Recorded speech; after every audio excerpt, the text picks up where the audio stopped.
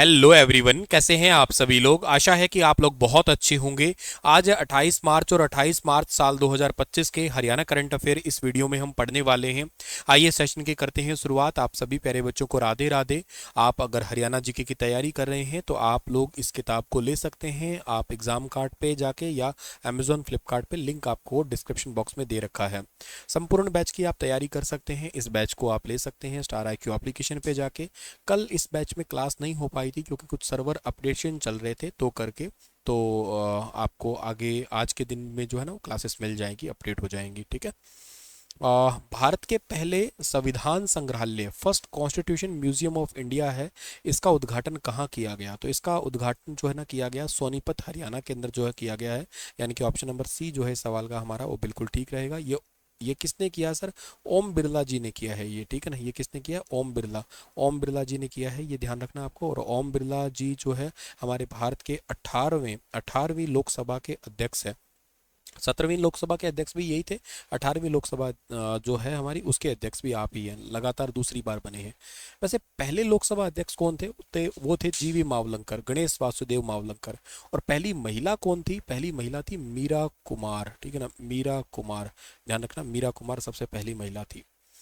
हरियाणा विधानसभा में पारित जुआ सट्टा विधेयक 2025 के अनुसार यदि कोई व्यक्ति चुनाव या खेलों में सट्टेबाजी करता है तो उसे कितने वर्षों तक की सजा हो सकती है? तो एक नया विधेयक पास हुआ है, इसके तहत 3 से 5 साल तक की सजा हो सकती है। अभी हाल ही में जुआ सट्टा विधेयक 2025 की सजा का विवरण क्या है सर? देखो कोई मैच फिक्सिंग के लिए सट्टेबाजी करता है तो उसको 3 से 5 साल तक की कैद हो सकेगी। अपराध सिद्ध होने पर संपत्ति भी जब्त कर ली जाएगी। चुनाव में सट्टेबाजी करता है तो भी उसको 3 से 5 साल तक की सजा है और अपराध सिद्ध होने पे उसको भी संपत्ति जब्त कर ली जाएगी। ऑनलाइन जुआ खेलता है, सट्टा खेल जैसे ऑनलाइन गैम्बलिंग होती है, ये आजकल बहुत सारी एप्लीकेशन चल चुकी है, उन पे भी यही सेम रूल अप्लाई होगा, 3 से 5 वाला। और जुर्माना भी होगा और के साथ साथ संपत्ति भी जब्त कर ली जाएगी। अभी हाल ही में कौन कौन से विधेयक पास किए गए हैं? हरियाणा ट्रैवल एजेंट रजिस्ट्रेशन और रेगुलेशन विधेयक 2025। बिना वैध रजिस्ट्रेशन प्रमाण पत्र के ट्रैवल एजेंसी चलाने पे सजा होगी, अधिकतम 7 साल की, और जुर्माना 5 लाख रुपए तक का होगा। जुआ सट्टे वाला तो मैंने आपको क्वेश्चन बना ही दिया है। इसके अलावा हरियाणा अनुबंध कर्मचारी जॉब सिक्योरिटी विधेयक 2024 है। 15 अगस्त 2024 तक 5 साल की सेवा पूरी करने वाले अनुबंध कर्मचारियों की सेवा सुरक्षा मिलेगी। राज्य में अस्थायी कर्मचारियों को राहत देने के उद्देश्य से ये लागू किया गया है। हरियाणा शव सम्मान निपटान विधेयक 2025, ये काफ़ी चर्चा में था और ये फाइनली लागू हुआ ही है। तो राज्य में शवों के सम्मानजनक अंतिम संस्कार को सुनिश्चित करने के लिए लागू किया गया है। ये लावारिस शवों के निपटान के लिए स्पष्ट दिशा निर्देश है। एक्चुअली लोग क्या करते हैं कि जैसे किसी की मौत हो जाती है किसी रोड एक्सीडेंट में या किसी वजह से, तो उसके वो डेड बॉडी के साथ में प्रदर्शन करते हैं। तो इसलिए सरकार ये चाहती है कि ऐसा ना किया जाए। हालांकि ये पहले बीच में लागू करने की घोषणा हो भी गई थी, फिर इसे वापस लिया गया, तो इसमें कई सारी चीज़ें हो गई थी। पर अभी फाइनली इसको फिर से लागू किया गया, लेकिन कंट्रोवर्शियल अभी भी बना हुआ है, हंगामा इसके लिए भी बहुत हुआ था। हरियाणा अनुबंध कर्मचारी वाला तो हो गया। इसके अलावा बागवानी पौधशाला और अपर्ण संस्था के नियंत्रण से संबंधित विधेयक है, ये भी पारित किया गया है अभी हाल ही में। हरियाणा सरकार ने भविष्य विभाग यानी कि फ्यूचर डिपार्टमेंट की स्थापना का मुख्य उद्देश्य क्या है? अब हरियाणा सरकार का एक नया डिपार्टमेंट है, फ्यूचर डिपार्टमेंट। इसका मुख्य उद्देश्य है जलवायु परिवर्तन, कृत्रिम बुद्धिमत्ता यानी कि AI, आर्टिफिशियल इंटेलिजेंस, और जो स्वचालन पर कार्य करना, work on climate change, artificial intelligence and automation, इन पे काम करना इस विधेयक का या इस डिपार्टमेंट का सीधा सा काम है। देखो भविष्य की तैयारी, फ्यूचर डिपार्टमेंट जो हमारा बना है, हरियाणा को आगामी आर्थिक और तकनीकी और के साथ साथ तो ना पर्यावरण चुनौतियों के लिए तैयार करना है। जलवायु परिवर्तन, आजकल ग्लोबल वार्मिंग कितनी बढ़ रही है आप देखते होंगे, तो उस पर काम करना है, लो बनाने हैं प्रॉपर। आर्टिफिशियल इंटेलिजेंस का कितना यूज बेहतर तरीके से हमें करना हो ही रहा है और बेहतर तरीके से हमें यूज़ करना है। ऑटोमेशन पे काम करना है, बहुत सारी इंडस्ट्रीज़ है, रोबोट से इंडस्ट्री चले उसको ऑटोमेशन कहा करते हैं, रोबोट का यूज़ किया जा सके। और इसके अलावा इकोनॉमिक जो स्थिरता आती है, रेजिलेंस आती है, उन पे काम करना है हमें।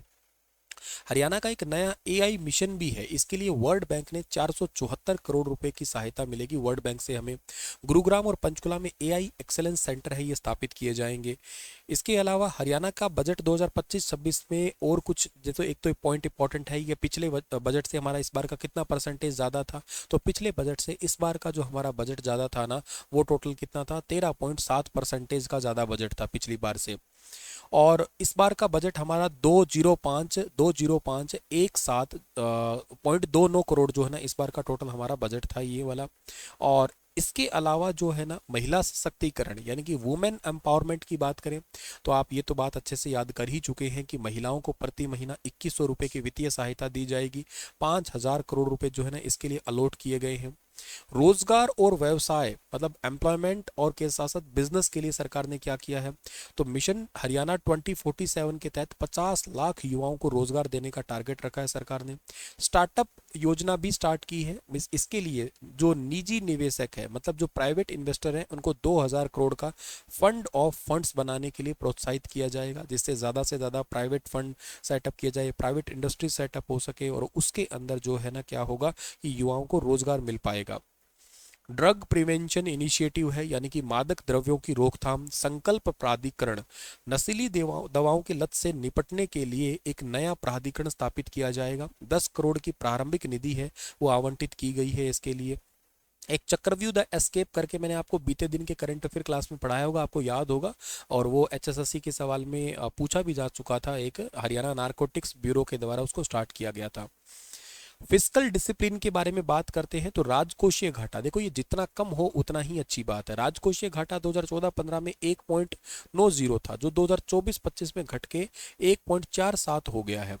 राजकोषीय घाटा 2.88 2014-15 से घट के 2.68 हो चुका है। राजस्व घाटा सॉरी, और राजकोषीय घाटा, तो ये हमारा राजस्व घाटा है, और जिसको आप लोग कहा करते हैं रेवेन्यू डिफिसिट के नाम से जानते हैं, और ये वाला होता है फिस्कल डिफिसिट के नाम से इसको जानते हैं हम लोग। ये बहुत इंपॉर्टेंट है, इसे डायरेक्ट एमसीक्यू बनता है, ध्यान रखना इसको। खेल और एथलीट के लिए, स्पोर्ट्स एंड एथलीट स्पोर्ट के लिए राष्ट्र और अंतर्राष्ट्रीय खिलाड़ी जो हैं उनको तैयार करने के लिए सरकार 20 लाख तक की मुफ्त बीमा कवरेज देने वाली है। ओलंपिक पदक विजेताओं जो है ना, उनको व्यवसाय स्टार्ट करने के लिए 10 लाख की वित्तीय सहायता दी जाएगी। खेल अकादमी के लिए 2% सब्सिडी के साथ में 5 करोड़ का लोन दिया जाएगा उनको। इंफ्रास्ट्रक्चर एंड ट्रांसपोर्ट की बात करते हैं तो नई मेट्रो और हवाई सेवाएं स्टार्ट होगी। गुरुग्राम में नई मेट्रो लाइन और बहुस्तरीय पार्किंग सुविधा होने वाली है। Multi level parking facility start होगी, डेवलप्ड इन गुरुग्राम। हिसार हवाई अड्डा, हिसार हवाई अड्डे को अभी आने वाले 14 अप्रैल को ही लॉन्च स्टार्ट किया जा रहा है।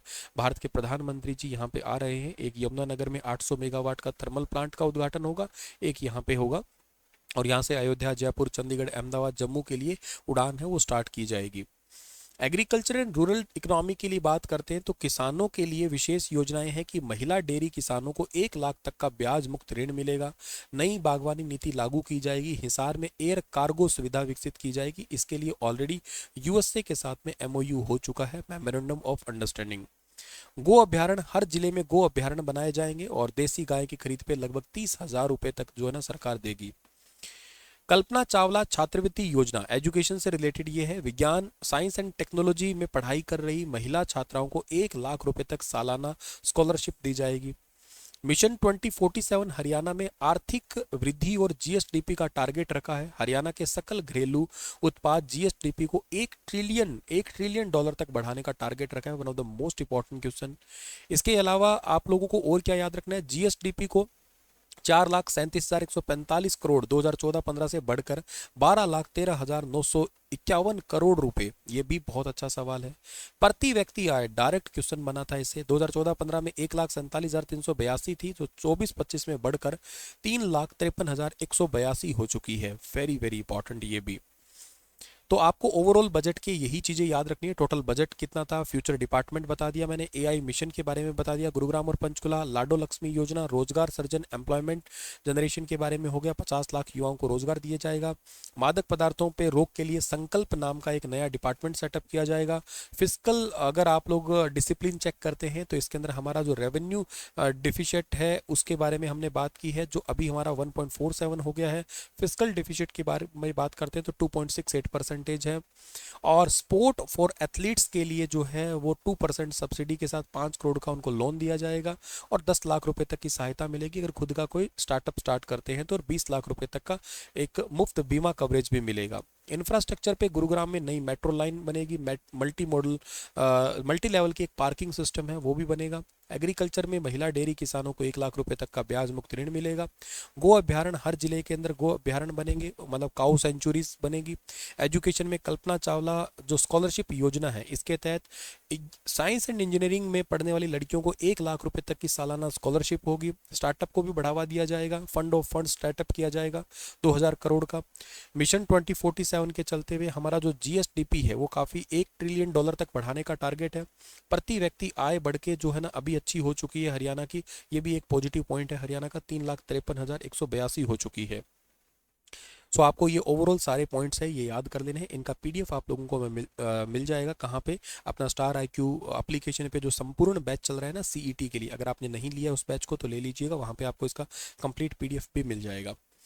ओके तो चलिए, हरियाणा सरकार ने रबी विपणन सीजन 2025-26 के लिए गेहूं खरीद का लक्ष्य कितना रखा है, तो टोटल 75 लाख मैट्रिक टन गेहूं खरीद का टारगेट रखा है सरकार ने इस बार के लिए। 2025-26 के लिए 75 लाख मैट्रिक टन गेहूं खरीद का टारगेट रखा है सरकार ने। भारतीय रिजर्व बैंक RBI के द्वारा 6,653 करोड़ रुपए की नकदी ऋण सीमा की स्वीकृति दी गई है किसानों को। और टारगेट तो हो गया, इससे क्या होगा सर, इससे गेहूं के जो है ना उल्लेखनीय पैदावार की उम्मीद इस बार बताई जा रही है और इससे ज़्यादातर लोग जो है ना खाद्यान्न फसलों को अच्छे तरीके से अगले सीजन के लिए उगाएंगे। खरीद के लिए एजेंसियां कौन सी है, तो खाद्य नागरिक आपूर्ति एवं उपभोक्ता मामले डिपार्टमेंट लगभग 30%, हैफेड है जो कि लगभग 40%, हरियाणा राज्य भंडारण निगम 20% और भारतीय खाद्य निगम जो है ना लगभग 10% खरीद करेगी। हरियाणा भारत में गेहूं उत्पादन में दूसरे स्थान पे आता है, केंद्रीय पूल में लगभग 25% गेहूं का योगदान है। गेहूं की टोकरी के नाम से भी जानते हैं, यूपी के बाद हरियाणा का अच्छा खासा नंबर है इसमें। हरियाणा में टोटल 415 मंडियां गेहूं खरीद के लिए संचालित होंगी और अन्य रबी फसलों के लिए भी विशेष मंडियां जो है ना आवंटित या निर्धारित की गई है, जैसे कि गेहूं के लिए 415 है, जौ के लिए 25 है, चने के लिए 11 है, मैसूर के लिए 7 है, सरसों के लिए 116 है, सूरजमुखी के लिए टोटल 17 मंडी है। MSP की बात करते हैं तो गेहूं का MSP 2425 है, जौ का 1980 है, चने का 5650 है, मैसूर का 6700 है, सरसों का 5950 है और सूरजमुखी का 7280 रुपये है। इंफ्रास्ट्रक्चर और स्टोरेज के बारे में बात करते हैं तो मुख्यमंत्री जी ने कहा है कि मंडी में बड़े बड़े शेड बनाने के निर्देश दिए जाएंगे। खरीद प्रक्रिया की निगरानी के लिए विशेष टीम है उनको भी गठन किया जाएगा। MSP क्या है सर, ये मिनिमम सपोर्ट प्राइस होता है जो कि गारंटी देता है उनकी लागत का 1.5 गुना किसानों को मिल सके एटलीस्ट। यह मूल्य कृषि लागत और मूल्य आयोग CSCP जो commission for agriculture cost and price है उनकी सिफारिशों पर आधारित है। तो ये कंक्लूजन है ओवरऑल आपका, वेरी इंपॉर्टेंट। हरियाणा के गुरुग्राम में भूमि प्रशासन और अंतर्राष्ट्रीय कार्यशाला का आयोजन किस कार्यक्रम के तहत किया जा रहा है, तो प्रधानमंत्री कौन सा कार्यालय है, तो इसका योजना का नाम है भारतीय तकनीकी और आर्थिक सहयोग ITEC यानी कि Indian technical and economic corporation programme, इसके तहत किया जा रहा है। ऑप्शन नंबर C इसका ठीक रहेगा। हरियाणा के गुरुग्राम में 24 से 29 मार्च 2025 तक पंचायती राज मंत्रालय और हरियाणा लोक प्रशासन संस्थान HIPAA के सहयोग से भूमि प्रशासन पर अंतर्राष्ट्रीय कार्यशाला का आयोजन किया जा रहा है और इसमें भारतीय तकनीकी और आर्थिक सहयोग यानी कि ITEC कार्यक्रम के तहत आयोजित किया जा रहा है इसको। इसका फोकस क्या है सर, क्यों किया जा रहा है ये, तो ये प्रतिभागी देश पहले बता देता हूँ, इसमें अफ्रीका, लैटिन अमेरिका, दक्षिण पूर्व एशिया के साथ टोटल 22 देश इसमें जो है ना हिस्सा ले रहे हैं। इसका टारगेट है वैश्विक भूमि प्रशासन की चुनौतियों का समाधान करना, ड्रोन टेक्निक के माध्यम से जो है भूमि मानचित्रण, surveying and mapping through drone technology, GIS यानी कि आपका भौगोलिक सूचना प्रणाली देना यानी कि ज्योग्राफिकल इंफॉर्मेशन सिस्टम है उस पर काम करना, स्वामित्व योजना को एक मॉडल के रूप में प्रस्तुत करना, ड्रोन आधारित भूमि सर्वेक्षण होगा, ये एक अच्छी बात है। भारतीय सर्वेक्षण विभाग के द्वारा गांव में लाइव ड्रोन सर्वेक्षण करवाया जाएगा। भूमि प्रशासन में ऑर्थो रेक्टिफाइड इमेजिंग और हाई रेजोल्यूशन जो है ना मानचित्रण होगा, जो 5 सेंटीमीटर तक की जमीन पे के भी जो है ना अच्छे तरीके से उसको कैप्चर कर पाएगा। इसमें इंडस्ट्री पार्टिसिपेट कर रही है, सर्वे ऑफ इंडिया, इसके अलावा NIC डिपार्टमेंट, राष्ट्रीय सूचना विज्ञान केंद्र, इसके अलावा हेक्सागन है, ट्रिम्बल एरो है, मार्वेल है, जियो स्पेशियल है, आइडिया फोर्स टेक है, AWS है, ऐसे कई सारी एजेंसियां इसमें पार्टिसिपेट कर रही है। Global challenge in land administration, भूमि प्रशासन और वैश्विक चुनौतियां क्या है वैसे, तो वर्ल्ड बैंक 2017 के अनुसार केवल 30% लोगों के पास कानूनी रूप से रजिस्टर्ड जमीन है। तो भारत की स्वामित्व योजना जो है ना, ये 1:500 रेजोल्यूशन के साथ में 5 सेंटीमीटर की सटीकता देती है ड्रोन का। स्वामित्व योजना है, ये गांव का सर्वेक्षण करती है और ग्रामीण संपत्ति का डिजिटल मानचित्रण करने के लिए केंद्र सरकार की एक योजना है, जिससे ग्रामीण भारत के लिए एक एकीकृत संपत्ति प्रदान करना, ड्रोन टेक्निक के माध्यम से आवासीय क्षेत्रों का सीमांकन करना। भारतीय तकनीकी और आर्थिक सहयोग जो डिपार्टमेंट है, इसकी शुरुआत 1964 में हुई थी, ये भी याद कर लेना, विदेश मंत्रालय द्वारा इसको स्टार्ट किया गया था। 160 देशों के अल्पकालिक प्रशिक्षण कार्यक्रम, शॉर्ट टर्म ट्रेनिंग प्रोग्राम देता है ये। इसमें लगभग engineering, climate change, health, women empowerment, इससे रिलेटेड ये ट्रेनिंग देता है ये। और इसी ट्रेनिंग का हिस्सा अभी अपना हरियाणा भी बन रहा है। चलिए सर, इसी के साथ ये सेशन समाप्त होता है। कैसा लगा आपको आज का सेशन, बताइएगा मुझे। और आप लोगों के लिए एक सवाल है कि गुरुग्राम जिले का एक ऐतिहासिक महत्व है, क्या है कि इसे मिलेनियम सिटी भी कहते हैं हम लोग, तो मिलेनियम सिटी क्यों कहते हैं बताओ, और गुरुग्राम के कोई अन्य नाम है तो भी बताओ। स्टार IQ एप्लीकेशन पे संपूर्ण बैच अगर आपने नहीं लिया है तो ले लेना। आप सभी को राधे राधे, बहुत बहुत प्रणाम।